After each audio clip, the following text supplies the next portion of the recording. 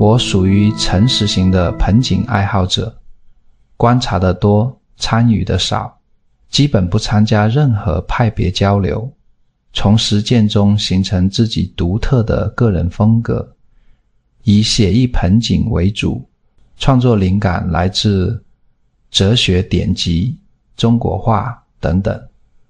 而且只对岭南派盆景感兴趣。岭南派盆景创作的核心就一个字，慢。这个字蕴藏着高深的人生哲理，